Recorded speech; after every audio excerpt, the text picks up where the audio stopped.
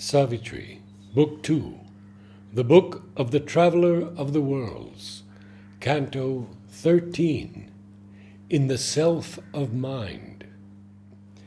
At last there came a bare, indifferent sky, where silence listened to the cosmic voice, but answered nothing to a million calls.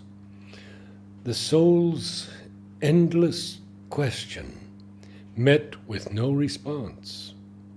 An abrupt conclusion ended eager hopes. A deep cessation in a mighty calm, a finish line on the last page of thought, and a margin and a blank of wordless peace. There paused the climbing hierarchy of worlds. He stood on a wide arc of summit space, alone with an enormous self of mind, which held all life in a corner of its vasts, omnipotent, immobile, and aloof. In the world which sprang from it, it took no part. It gave no heed to the paeans of victory. It was indifferent to its own defeats. It heard the cry of grief and made no sign. Impartial fell its gaze on evil and good. It saw destruction come and did not move. An equal cause of things, a lonely seer and master of its multitude of forms, it acted not, but bore all thoughts and deeds. The witness, Lord of nature's myriad acts, consenting to the movements of her force. His mind reflected this vast quietism. This witness hush is the thinker's secret base. Hidden in silent depths, the word is formed.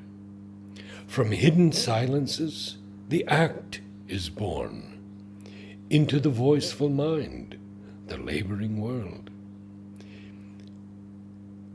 In secrecy wraps the seed the eternal sows, silence, the mystic birthplace of the soul. In God's supreme, withdrawn, and timeless hush, a seeing self and potent energy met. The silence knew itself, and thought took form. Self-made from the dual power, creation rose. In the still self he lived, and it in him. Its mute, immemorable, listening depths, its vastness and its stillness were his own. One being with it, he grew wide, powerful, free. Apart, unbound, he looked on all things done. As one who builds his own imagined scenes and loses not himself in what he sees, spectator of a drama self-conceived, he looked on the world and watched its motive thoughts with the burden of luminous prophecy in their eyes, its forces with their feet of wind and fire, arisen from the dumbness in his soul. All now he seemed to understand and to know. Desire came not, nor any gust of will. The great, perturbed inquirer lost his task. Nothing was asked, nor wanted any more. There he could stay.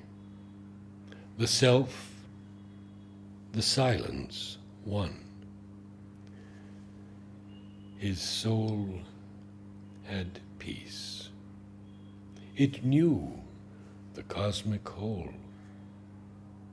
Then suddenly a luminous finger fell on all things seen or touched or heard or felt, and showed his mind that nothing could be known. That must be reached from which all knowledge comes. The skeptic ray disrupted all that seems and smote at the very roots of thought and sense.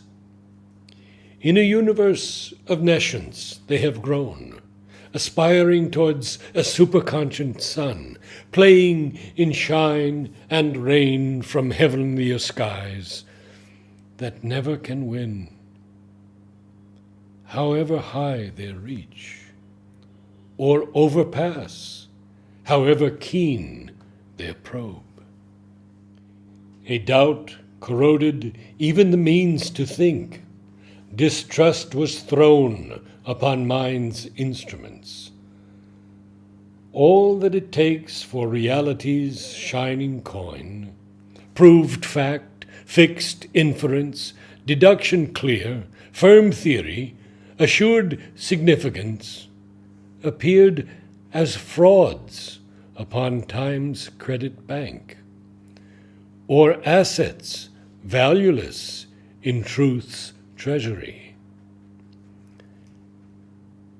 An ignorance on an uneasy throne, travestied with a fortuitous sovereignty, a figure of knowledge garbed in dubious words and tinsel thought forms, brightly inadequate.